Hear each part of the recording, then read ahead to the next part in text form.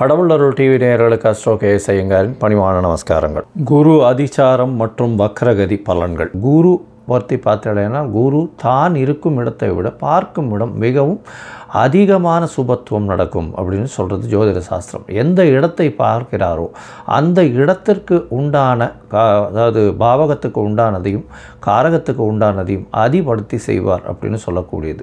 அதிபடுத்தி செய்வார்னா நல்லபடியாக செய்வார். அதாவது மறைந்த இடங்களை அவர் பார்த்தாலும் நல்ல ஒரு ஏற்றத்தை கூட அதன் மூலியமாக வரக்கூடிய லாபங்களையும் அதன் மூலியமாக வரக்கூடிய நன்மைகளையும் மட்டுமே அவர் செய்வார். குருவை பொறுத்தவரையிலும் நன்மைகளை மட்டுமே செய்வார்.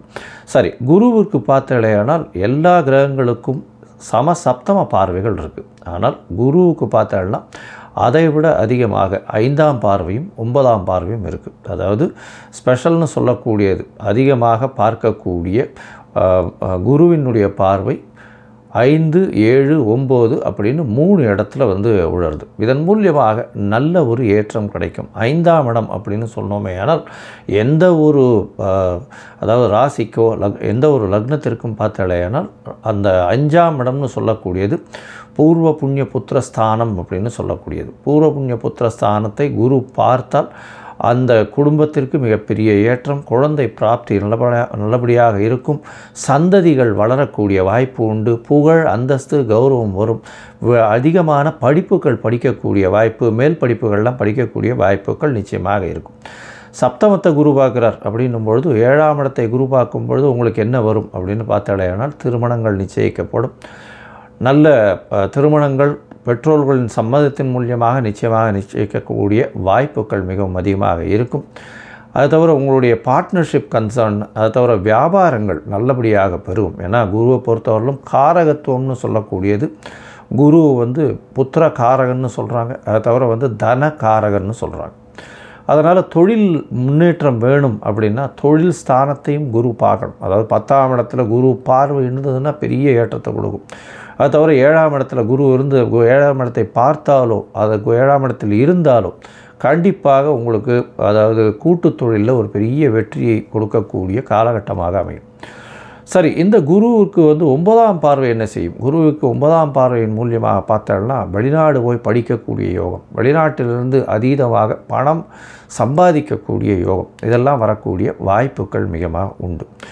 குரு 11ஆம் வீட்டையே பார்க்கக்கூடிய நிலைமை ஆனால் அதாவது அவர் 11ஆம் வீட்டை பார்க்குறார் அப்படின்னா அதீதமான லாபத்தை திடீரென்று கொடுக்கக்கூடிய, ஏன்னா லாபஸ்தானத்தை தன காரகனை பார்க்கறது பெரிய விசேஷத்தை கொடுக்கக்கூடிய காலகட்டமாக அமையும். பொதுவாகவே குரு அப்படின்னு எடுத்தோமே ஆனால் அவர் அதீத சுவர், மிகப்பெரிய ஏற்றத்தை கொடுப்பார். அவர் நல்ல அதாவது ராசியிலேயோ லக்னத்திலேயோ ராசியிலேயோ இருந்தாரே ஆனால் நேர்மையான வழிகள் மூலியமாக சம்பாத்தியத்தை பெறுப்பார். அது தவிர அந்த ஜாதகருக்கு பார்த்தாலேயானால் உடல் நலத்தில் நல்ல ஏற்றம் இருக்கும், தீர்க்கமான சிந்தனைகள் அமையும், ஏற்றமான விஷயங்களை மட்டும் செய்வார். அவர் போனாலே அவருக்கு பெரிய மரியாதையும் இது இருக்கக்கூடிய வாய்ப்புகள் நிச்சயமாக இருக்கும். சரி, இந்த குரு ஒவ்வொரு ராசிக்கும் என்னென்ன பலன்களை கொடுக்க போகிறார்? இப்போ அதிசாரம்னா என்ன அப்படின்னு பார்த்தீங்கன்னா, அதிகமாக சாரம் என்றால் அதாவது வேகமாக செல்லக்கூடியது என்று அர்த்தம். இது புவியீர்ப்பு விசையை விட்டு சற்று தள்ளி போகக்கூடிய அளவில் இருக்கும் பொழுது அது வேகமாக செல்லக்கூடிய வாய்ப்புகள் உண்டு. அதாவது சூரிய மண்டலத்தில் சுற்றி கொண்டிருக்கும் எல்லா கிரகங்களும் ஒரு சூரியனுக்கு ஒரு 4வது அதாவது அந்த எந்த கிரகமோ அந்த கிரகத்துக்கு 4, 5 அந்த மாதிரியான இடத்தில் சூரியன் போகும்பொழுது அது அதிசாரமாகவும் உடனடியாக வக்ரகதி அடைந்தும் திருப்பியும் ரெகுலரைஸ் பண்ணி வரக்கூடிய வாய்ப்பு உண்டு.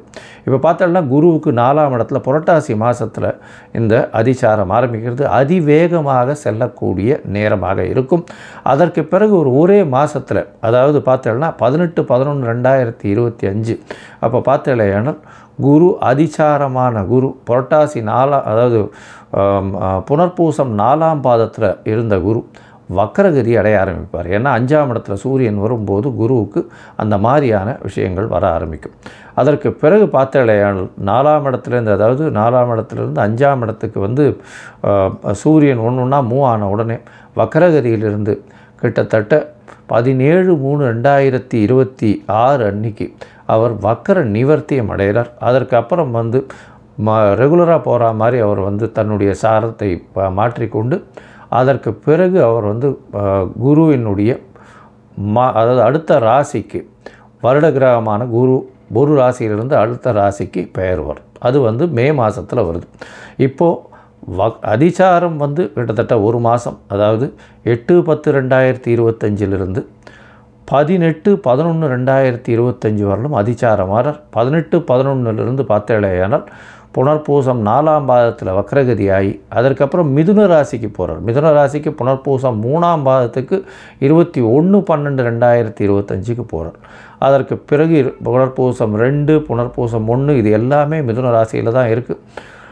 அதற்கு பிறகு வக்ர நிவர்த்தியாரர் எப்போன்னா 17/3/2026. இந்த காலகட்டத்தில் பார்த்தேன்னா குரு அதிவேகமாக செல்றதுனால நிறைய மாறுதல்களை எல்லா ராசிக்கும் ஏற்படுத்துவார்.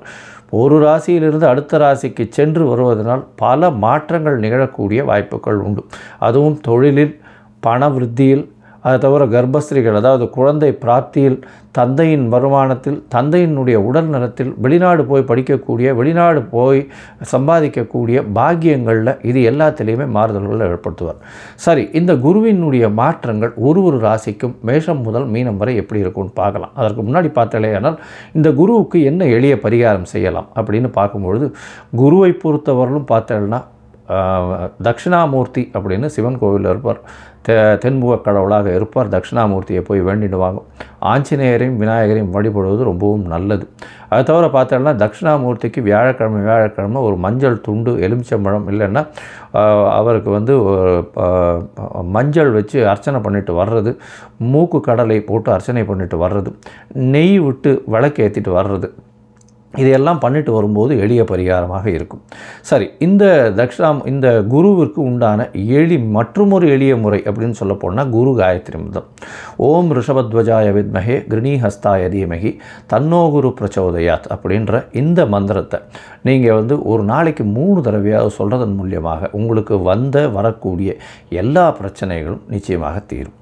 சரி, இப்போ மேஷம் முதல் மீனம் வரை இந்த குரு அதிசார மற்றும் வக்கர பெயர்ச்சி என்னென்ன மாறுதல்களை தரும்ன்றதை பார்க்கலாம். அபூர்வ மூலிகை பொருட்கள், பணம் வரவு, கொடுத்த பணம் திரும்ப வரவு, கருமஞ்சள் 1000, கண் திருஷ்டி நீங்கும் மூலிகை முடிச்சு 1000, நிரந்தர குடிப்பழக்கம் நிறுத்தும் ஆமெதிஸ்ட் ஸ்டோன் 3000, கணவன் மனைவி பிரச்சனை அடங்காதவர்கள் அடங்கும் மூன் ஸ்டோன் 6000, விரும்பியவரை வரவைக்கும் ஏர் அலிஞ்சல் மூலிகை குச்சி 6000, இல்லறத்தில் மிகுந்த ஈடுபாடும் உடல் சக்தியை கூட்டும் பிரணவ மூலிகை தாயத்து 6000, செய்வினை இரவில் அலறுதல் தீய சக்தியை போக்கும் பேய் மிரட்டி தாயத்து 6000, பகைவர் எதிரிக்கான சண்டாளமை 10,000. 20 ஆண்டுகளுக்கு மேலான அனுபவம் மேல்மருவத்தூர் மூலிகை சித்தர் ஞானகுரு அவர்கள் உங்களது அனைத்து பிரச்சனைகளுக்கும் 100% சிறந்த பலன் அளிப்பார். சிம்மம், மகம், பூரம், உத்திரம் இந்த 3 நட்சத்திரம் 9 பாதங்களை கொண்ட ராசி. ராசியின் அதிபதினு சொல்லக்கூடியவர் சூரியன். இந்த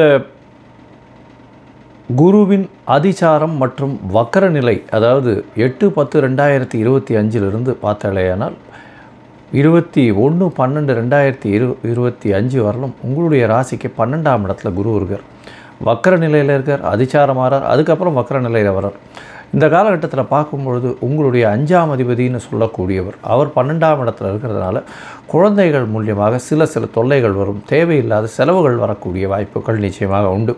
உடல் நலத்தில் கவனமாக இருக்கிறது ரொம்பவுமே நல்லது. சிம்மராசிக்காரர்கள், அதுவும் வந்து அரசியல் இயந்திரங்கள் இந்த மாதிரியான விஷயங்கள் இருக்கிறவங்க ரொம்பவும் ஜாகிரதையாக இருக்கிறது நல்லது. இருப்பினும் உங்களுடைய ராசிக்கு பார்த்தாலேயானால் அதாவது 8ஆம் இடத்தையும் வந்து குரு பார்க்கறதுனால உங்களுக்கு வந்து வெளிநாட்டிலிருந்து பணம் வரக்கூடிய வாய்ப்புகள், திடீர் பணம் வரக்கூடிய வாய்ப்புகள் நிச்சயமாக உண்டு.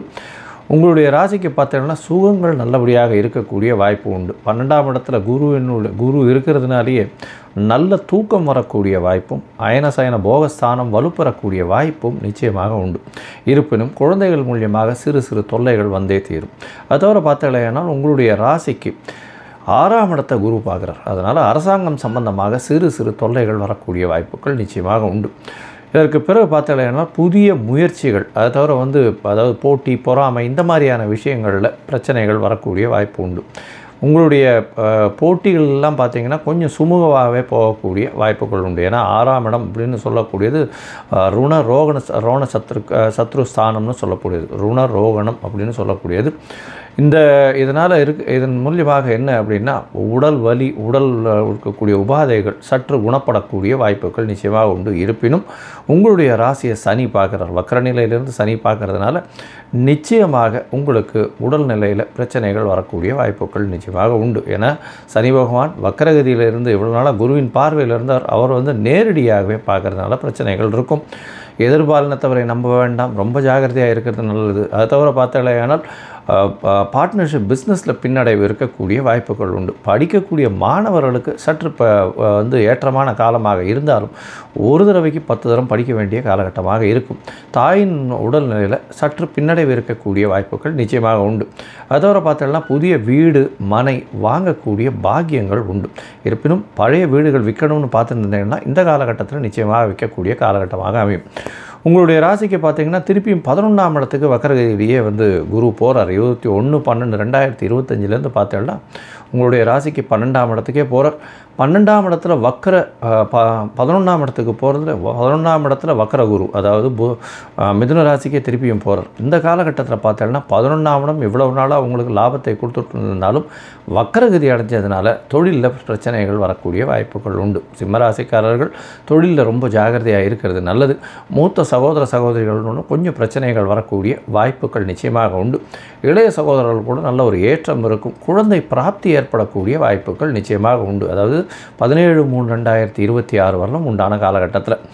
இந்த காலகட்டத்தில் பார்த்தாலேயானால் உங்களுடைய ராசிக்கு 5ஆம் இடத்தை குரு பார்க்கறதுனால குழந்தைகள் மூலியம் பெருமை வரக்கூடிய வாய்ப்பும், அதை தவிர பார்த்தாலேயானால் உங்களுடைய ராசிக்கு 5ஆம் இடத்துல பார்க்கறதுனால பூர்வ புண்ணிய புத்திரஸ்தானம் வலுப்பட்டு போகிறது. உங்களுக்கு திடீர் பணயோகங்கள் வரக்கூடிய வாய்ப்புகள் நிச்சயமாக வரும். அது தவிர உங்களுடைய ராசிக்கு பார்த்தோன்னா சப்தமத்தை வந்து குரு பார்க்குறார். இதன் மூலியமாக சனி பகவான் அந்த காலகட்டத்தில் வக்கர நிலையிலிருந்து மாறிடுறார், வக்கரம் முடிஞ்சு போயிடுறது அவருக்கு. அதனால் வந்து வக்கரம் பெற்ற குரு சனியை பார்க்குறார். அதனால் பிரச்சனைகள் வந்து ஓரளவுக்கு சற்று சுமாராக இருக்கக்கூடிய வாய்ப்புகள் உண்டு. இருந்தாலும் சனி 7ஆம் இடத்தில் இருக்கிற வரலும் உங்களுக்கு எதிர்பாலினத்தவர் மூலியமாக பிரச்சனைகள் நிச்சயமாக வரும். இருந்தாலும் அவருடைய தாக்கம் சற்று கட்டுப்படுத்தப்படக்கூடிய வாய்ப்புகள் 21/12/2025 மேலே இருக்கக்கூடும் அப்படின்றத சொல்கிறேன். இந்த காலகட்டத்தில் பார்த்தாலேயானால் உங்களுடைய ராசிக்கு 7ஆம் இடத்தை பார்க்கறதுனால எதிர்பாலினத்தவரோட சிறு சிறு பிரச்சனைகள் இருந்தாலும் சுமூகமாக முடியும். அதை தவிர பார்ட்னர்ஷிப் பிஸ்னஸில் பெரிய வீழ்ச்சி இருக்கக்கூடிய வாய்ப்புகள் நிச்சயமாக இல்லை. எதிர்பாலினத்தவரை நம்ப வேண்டாம், பொறுமையாக இருக்கிறது ரொம்பவுமே நல்லது. இந்த காலகட்டத்தில் உங்களுடைய தசாபுக்தி அந்தரம் சூக்ஷ்மம் வந்து சற்று பின்னடைவு ஏற்பட்டிருந்தால் நீங்கள் வந்து அருகில் இருக்கக்கூடிய தென்குடி திட்டை அப்படின்ற இடத்துக்கு, அதாவது இந்த தென்குடி திட்டைன்றது வந்து தஞ்சாவூர்லேருந்து ஒரு 5 கிலோமீட்டர் ரேஞ்சில் இருக்குது. அங்கே போயிட்டு தட்சிணாமூர்த்தியை வழிபட்டு வாங்கும். அந்த தட்சிணாமூர்த்தியை வழிபட்டு வர்றதன் மூலியமாக உங்களுக்கு எல்லா விதமான ஏற்றங்களும் கிடைக்கும்.